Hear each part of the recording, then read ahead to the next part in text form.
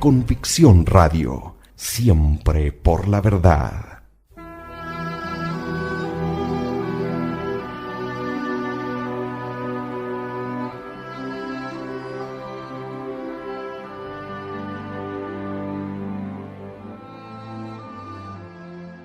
Demostración de la divinidad de Jesucristo y de la religión cristiana.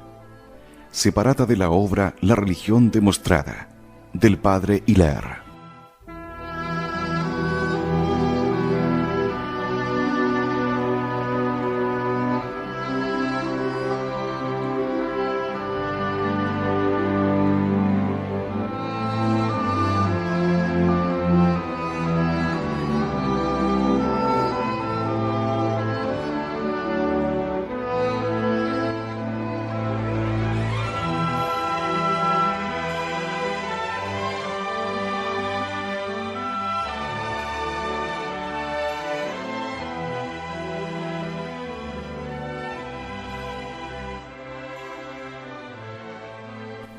Narración.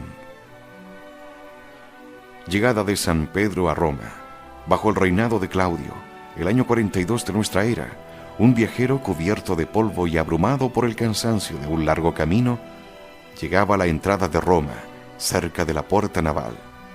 Un filósofo romano, amante de novedades, impresionado al observar el traje del extranjero y de expresión grave e inteligente de su rostro, le habló, entablándose el diálogo siguiente. El filósofo: extranjero, ¿de dónde vienes? ¿Cuál es tu país?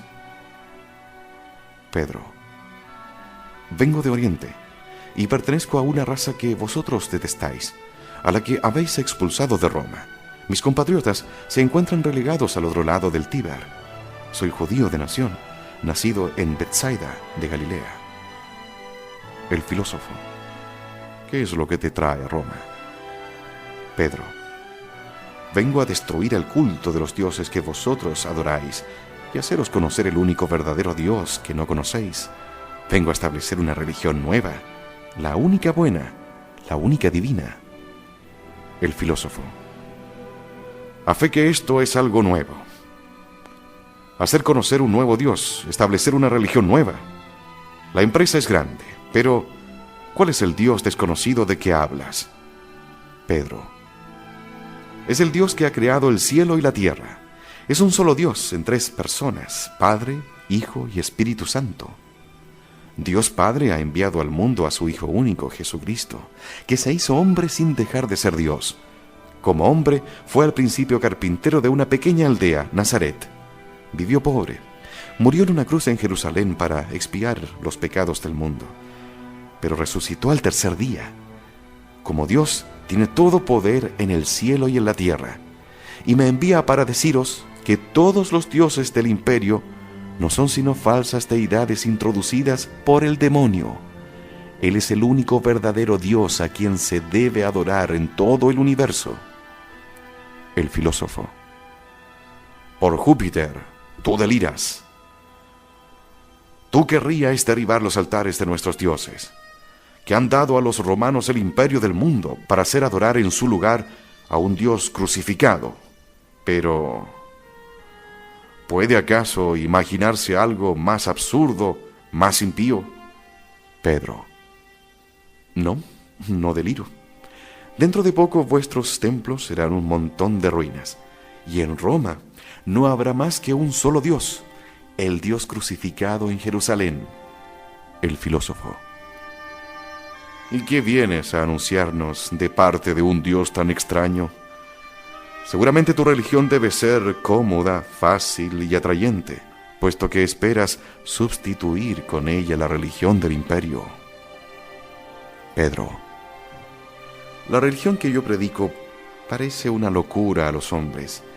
Obliga a la inteligencia a creer misterios insondables y al corazón a domar todas sus pasiones. Condena todos los vicios que tienen templos en esta ciudad. Impone la práctica de las virtudes más difíciles, la humildad, la castidad, la caridad, la penitencia.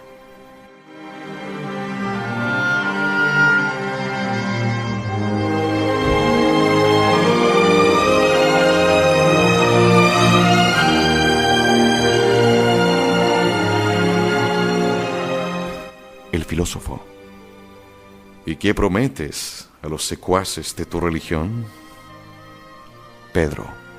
Aquí en la tierra tendrán que soportar incesantes luchas, privaciones y sufrimientos. Deben estar prontos a sacrificarlo todo, hasta la propia vida, antes que a apostatar de su fe. Pero en el cielo, después de su muerte, yo les prometo un trono de gloria más hermoso que todos los tronos del mundo. El filósofo. Si los romanos renuncian a las delicias de la vida para abrazar tu religión tan austera, si cambian los bienes presentes por los tronos que les prometes sobre las nubes, yo te miraré como a un Dios. Pedro. Yo no soy nada por mí mismo, pero aquel que me envía es todopoderoso. Vengo en su nombre a enseñar todas las naciones y a restablecer su religión en todo el universo. El filósofo. Dioses inmortales, jamás hombre alguno soñó con semejante proyecto. Establecer una religión de tal naturaleza en Roma, en el centro de la civilización y de las luces, querer hacer adorar a un Galileo crucificado, es locura. ¿Quién eres tú para soñar en semejantes empresas? Pedro. ¿Ves allá en la orilla a aquellos pescadores? Pues ese es mi oficio. Para ganar el pan he pasado una buena parte de mi vida remendando redes y pescando en un pequeño lago de mi tierra. El filósofo. ¿De qué medios dispones para imponer al mundo tus ideas? ¿Tienes por ventura soldados más numerosos y más valientes que los de César? Pedro. Nosotros somos 12, diseminados por todos los pueblos, y mi Dios me prohíbe emplear la violencia. Él nos ha enviado como ovejas en medio de lobos. No tengo más armas que esta cruz de madera. El filósofo. ¿Posees al menos inmensos tesoros para ganar discípulos? Pedro. No tengo ni oro ni plata. En el mundo no poseo más que este vestido que me cubre. El filósofo. En ese caso, confiarás en tu elocuencia. ¿Cuánto tiempo has estudiado con los retóricos de Atenas o de Alejandría el arte de persuadir a los hombres? Pedro. Ignoro los artificios del lenguaje. No he frecuentado más escuela que la del carpintero, mi maestro, y no sé nada de fuera de la santa religión que él me ha enseñado. El filósofo. Pero, ¿esperas tú entonces que los emperadores, los magistrados, los gobernadores de provincia, los ricos y los sabios favorecerán tu empresa? Pedro. No, toda mi esperanza está en Dios. ¿Cómo podría yo contar con los ricos, los sabios y los césares? Yo mando a los ricos que desprecien sus riquezas, a los sabios que sometan su razón al yugo de la fe, a César que abdique su dignidad de gran pontífice y acate las órdenes de aquel que me envía. El filósofo. En tales condiciones, fácil cosa es prever que todo estará contra ti. ¿Qué intentas hacer cuando tal suceda? Pedro. Morir en una cruz. Mi divino maestro me lo ha predicho. El filósofo. Verdaderamente esto es lo más verosímil de todo cuanto acabas de decirme. Extranjero, tu empresa es una locura. Adiós. El romano se va, mientras, hablando consigo mismo, dice: pobre loco. Es una lástima que este judío haya perdido la cabeza. Parece una persona respetable. Pedro besa su cruz de madera y penetra en Roma. Allí, a pesar de los sacerdotes, a pesar de los filósofos, a pesar de los césares, funda la religión de Jesucristo. Hace adorar por esos orgullosos romanos a un judío crucificado. Persuade a los voluptuosos a que practiquen la penitencia y puebla de vírgenes aquella ciudad disoluta. El ignorante pescador demuestra su doctrina tan cumplidamente que los que la abrazan derraman con gusto su sangre en defensa de las mismas.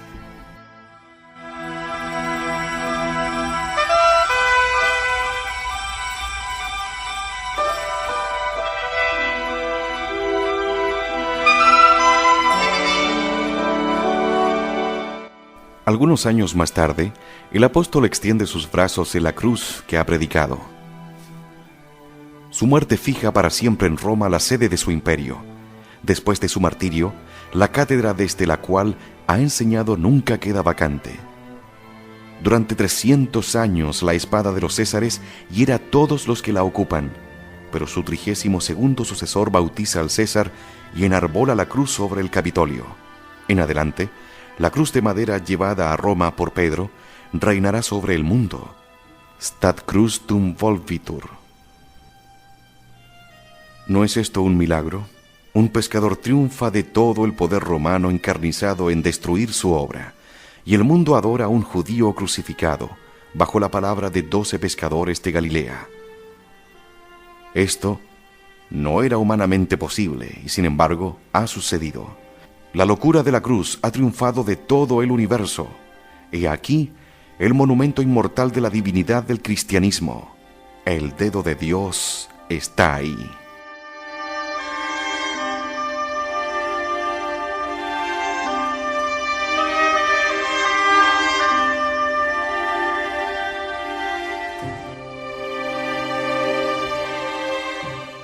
Narración: el carpintero de Nevers. Monseñor Gaume arguye en esta forma a un libre pensador: puesto que pretendéis que la conversión del mundo por un judío crucificado es una cosa muy natural y muy lógica, ¿por qué después de tantos siglos nadie ha repetido jamás el experimento? Ensayadlo vos mismo, os lo ruego. Nunca empresa alguna fue más digna de un gran corazón. Vuestra filantropía, vuestra compasión por el género humano, doblegado bajo el yugo de la superstición, os prohíben rehusar el experimento propuesto. Conocéis los elementos del problema y los tenéis al alcance de la mano. Un día bajáis a las orillas del Loira, llamáis a 12 marineros y les decís: amigos míos, dejad vuestras barcas y vuestras redes, seguidme. Ellos os siguen. Subís con ellos a la inmediata colina, y apartándolos un poco, los hacéis sentar sobre el césped y les habláis de la siguiente manera: vosotros me conocéis, sabéis que yo soy carpintero e hijo de un carpintero. Hace 30 años que trabajo en el taller de mi padre. Pues bien, estáis en un error. No soy lo que vosotros pensáis. Aquí donde me veis, yo soy Dios. Yo soy quien ha creado el cielo y la tierra. He resuelto hacerme conocer y adorar en todo el universo hasta el fin de los siglos. Quiero asociaros a mi gloria. Aquí tenéis mi proyecto. Empezaré recogiendo, durante algún tiempo, las campiñas de Nerves, predicando y mendigando. Se me acusa de diferentes crímenes, y yo me ingenio de tal modo que me hago condenar a muerte y conducir al cadalso. Ese es mi triunfo. Algunos días después de mi muerte, vosotros reconoceréis las calles de Nevers. Detenéis a los que pasan y les decís: oíd la gran novedad. Aquel carpintero que vosotros conocíais, que ha sido condenado a muerte por el tribunal y guillotinado en estos últimos días, es el Hijo de Dios. Él nos ha encargado de decírselo y de ordenaros que lo adoréis con nosotros. De lo contrario, iréis al infierno. Para tener la dicha y el placer de adorarle, todos vosotros, hombres y mujeres, pobres y ricos, debéis empezar reconociendo que vosotros y vuestros padres y todos los pueblos civilizados no habéis sido hasta aquí más que unos idiotas, y que os habéis engañado al adorar groseramente al Dios de los cristianos. Después debéis arrodillaros a nuestros pies, decirnos todos vuestros pecados, aun los más secretos, y hacer todas las penitencias que nos parezca bien imponeros. Luego os complaceréis en dejar que se burlen de vosotros y os insulten, sin decir una palabra. Consentiréis que os encarcelen sin oponer la menor resistencia, y finalmente os entregaréis para ser decapitado en una plaza pública, creyendo allá en lo mismo de vuestro corazón que nada más grato podía aconteceros.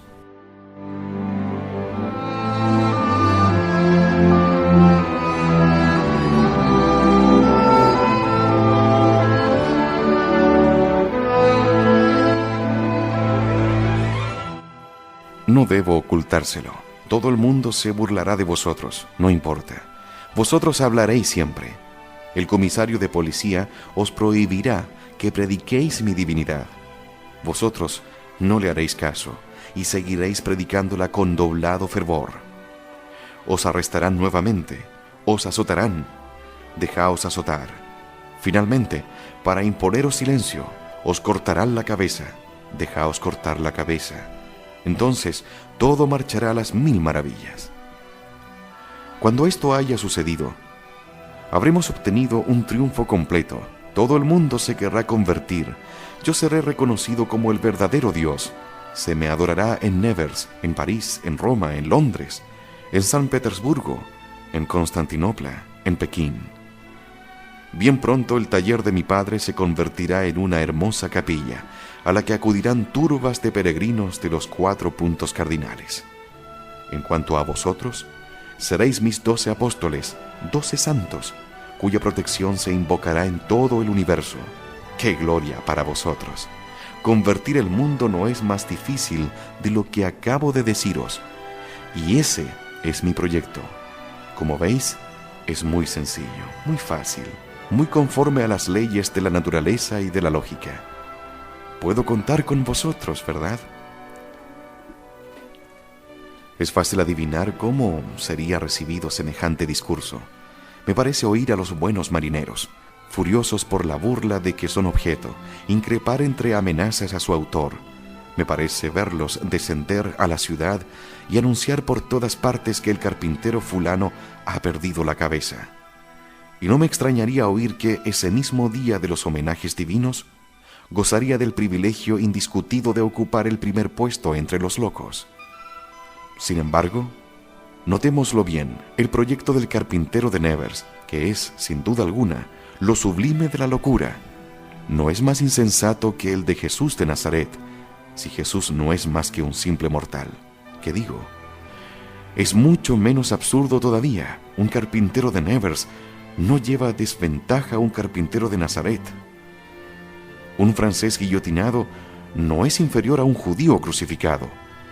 12 marineros de Loira valen tanto, si no más, que 12 pescadores de los pequeños lagos de Galilea.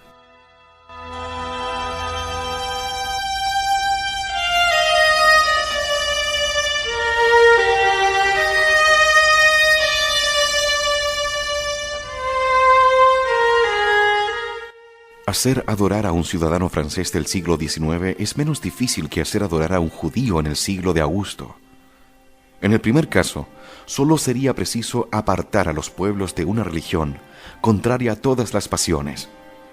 En el segundo caso, era necesario arrancar a los pueblos de una religión que halagaba todos los malos instintos del hombre. Así pues, cuando se quiere explicar el establecimiento del cristianismo por causas humanas, se llega con la mayor facilidad al último grado de lo ridículo. Y sin embargo, no hay efecto sin causa. Haga lo que quiera el incrédulo, el cristianismo es un hecho, y este hecho importuno se yergue ante él con toda su sublimidad. Sí, pues, no hay causa humana que pueda explicar el establecimiento del cristianismo. Hay que reconocer una causa divina.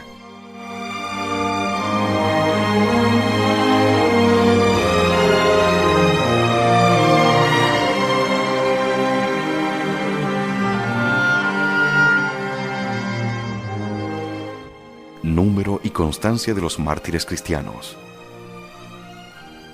¿El número y la constancia de los mártires prueban la divinidad de la religión cristiana? Sí. El número de los mártires durante los 3 primeros siglos de la Iglesia, su constancia en los suplicios, los frutos maravillosos de su heroísmo, prueban evidentemente la divinidad de la religión cristiana.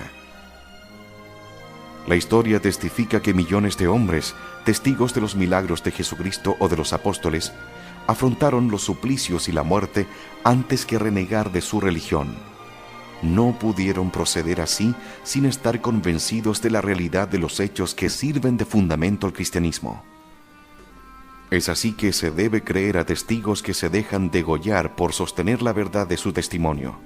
Luego el testimonio de los mártires es una prueba luminosa de la divinidad de la religión cristiana. La constancia de los mártires en los tormentos es superior a las fuerzas humanas. Su valor no puede venir sino de Dios.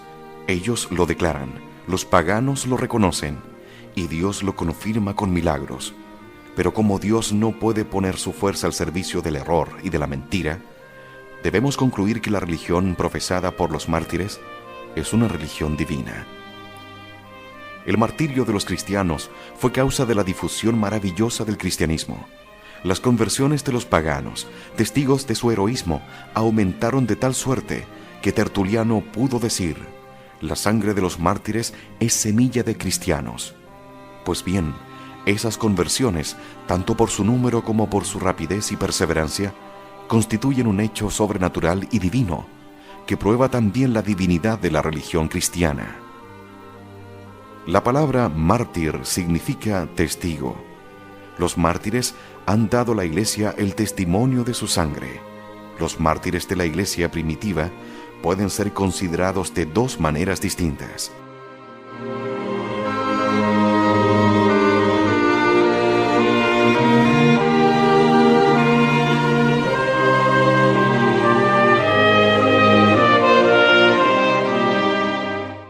En su aspecto puramente natural, y entonces son testigos oculares o de los milagros de Jesucristo, como los apóstoles y los discípulos, o de los milagros obrados por los apóstoles. Su testimonio es una prueba humana invencible de la realidad de los hechos que sirven de fundamento al cristianismo. En su aspecto sobrenatural, los mártires muestran un valor que supera las fuerzas humanas. Su constancia constituye un milagro del orden moral, como la profecía constituye un milagro del orden intelectual y la resurrección de un muerto un milagro del orden físico. Así considerada, su constancia es una prueba de autoridad divina en favor de la religión cristiana, porque Dios nos presta su apoyo para sostener la mentira.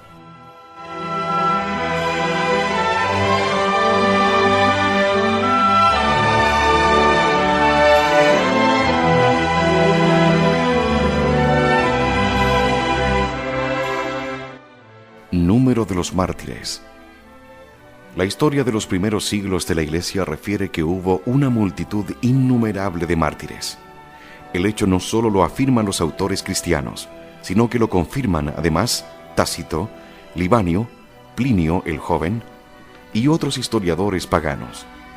Se cuentan desde Nerón, año 64, hasta Constantino, año 312, 10 persecuciones generales, además de las persecuciones locales. Según documentos de la mayor autenticidad, el número de los mártires se calcula en unos 11 a 12 millones, durante los 3 primeros siglos de la Iglesia. La última persecución, ordenada por Diocleciano, fue tan violenta que este emperador creyó haber borrado el nombre cristiano de la sobrehaz de la tierra, como lo prueba el hecho de haber mandado acuñar una medalla con esta inscripción: Nomine Christianorum Deleio.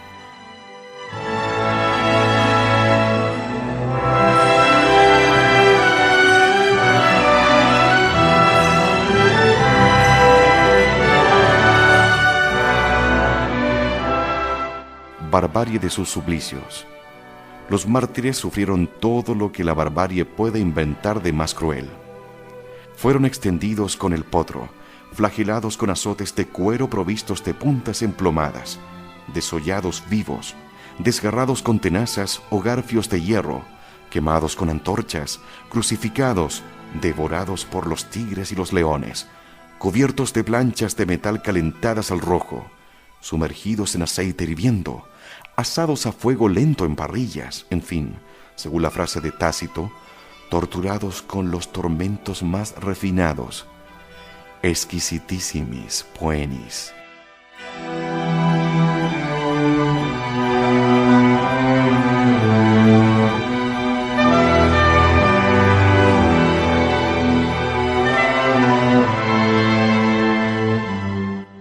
Valor del testimonio de los mártires.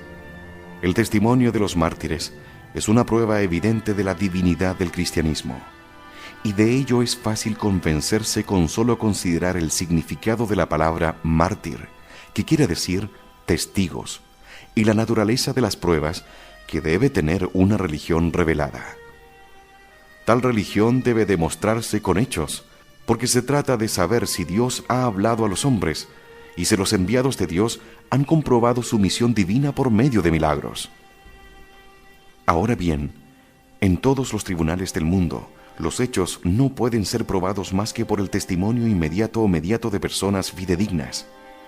Varios testigos dignos de fe bastan para establecer la certeza de un hecho.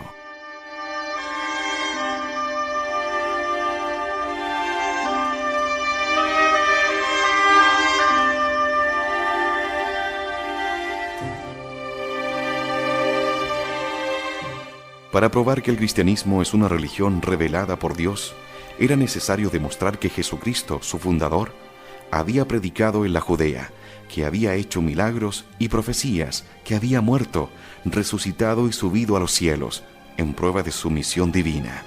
Esos son los hechos que Jesucristo había encargado a sus apóstoles que atestiguaran cuando les dijo: «Daréis testimonio de mí en Jerusalén y en toda la Judea y Samaria, y hasta lo último de la tierra». Entre los mártires, unos habían sido testigos oculares de los milagros de Jesucristo y otros de los milagros de los apóstoles. Estos testigos no son 20, 30 ni 100, sino millones, que durante más de 300 años atestiguaron esos hechos en todas las partes del mundo, no solamente con juramento, sino también con el sacrificio de la propia vida en medio de los suplicios más atroces. No hay duda que un testigo dice la verdad cuando su testimonio dista tanto de procurarle alguna ventaja, que antes, al contrario, le ocasiona la pérdida de sus bienes y de la vida misma. Luego, el testimonio de los mártires en favor de los hechos que son la base de la religión cristiana es superior a toda prueba jurídica y hasta rebasa los límites de la ley y de la naturaleza. Constancia de los mártires. Una muchedumbre inmensa de cristianos de todas las nacionalidades y condiciones, de todas edades y sexos, aceptan libremente las torturas más horribles antes que renegar de su religión. Esta muchedumbre es pacífica y mansa. Nada se descubre en ella que recuerde el fanatismo de los partidos políticos, de las sectas secretas, de las sublevaciones populares. Sus tormentos son espantosos, sus verdugos implacables, sus jueces inflexibles, y nada es capaz de debilitar su constancia, nada puede agotar su paciencia, nada alcanza a alterar su dulce y modesta resignación. Interrogados, hablan con tal prudencia, firmeza y oportunidad que justifican la promesa que les hiciera el Salvador de su divina asistencia. Tranquilos y sonrientes, fijos los ojos en el cielo, expiran orando por sus verdugos.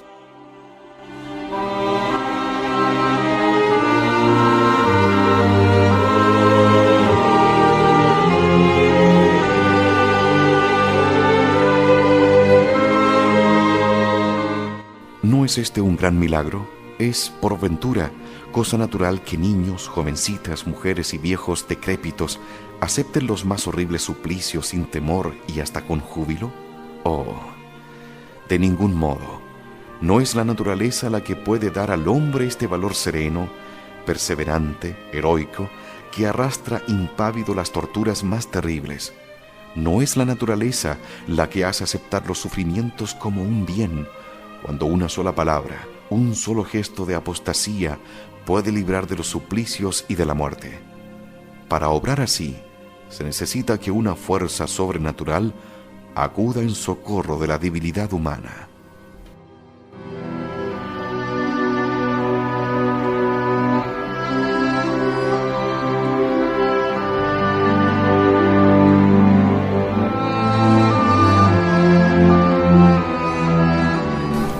No se puede invocar el amor a la gloria, la vana esperanza de los bienes futuros, y menos todavía el fanatismo.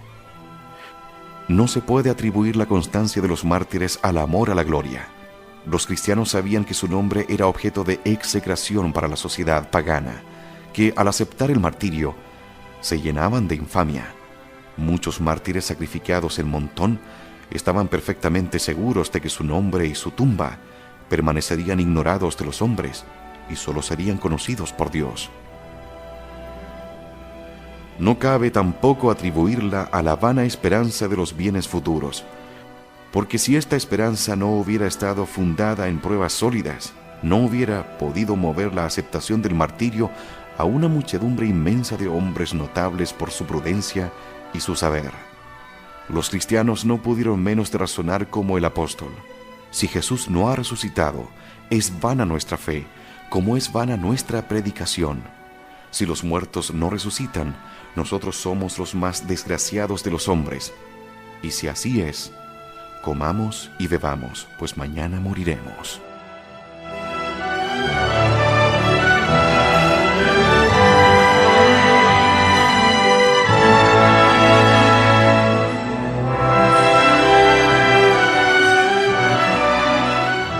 Menos aún es posible atribuir la constancia de los mártires al fanatismo.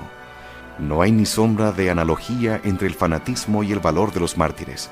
El fanatismo es fruto de la ignorancia y del error. El valor es hijo de la luz y de la verdad. El fanatismo muere por una creencia en que no ha reflexionado bastante y por opiniones personales desprovistas de pruebas. El mártir, al contrario, da su vida para atestiguar hechos ciertos o en favor de creencias de las cuales posee pruebas decisivas. Para el fanático, el suplicio no es más que una desgracia inevitable, un ímpetu de desesperación, el incidente de una lucha. El mártir, al contrario, abraza el suplicio por elección espontánea y meditada. En el fanatismo, el valor tiene su origen en la exaltación y en la vanidad.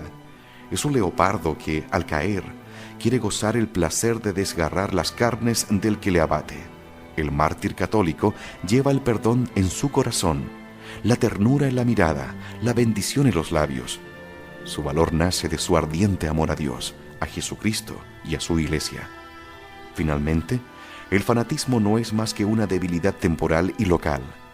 Nunca ha contado más que un reducido número de víctimas, mientras que la Iglesia Católica ha producido en 19 siglos cerca de 30 millones de mártires.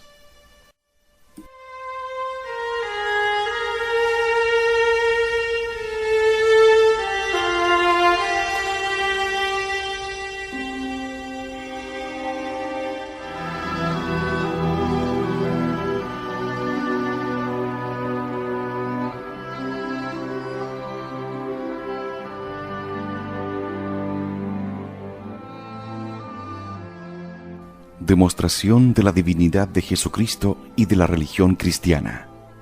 Separada de la obra La religión demostrada, del padre Hilaire. Convicción Radio, siempre por la verdad.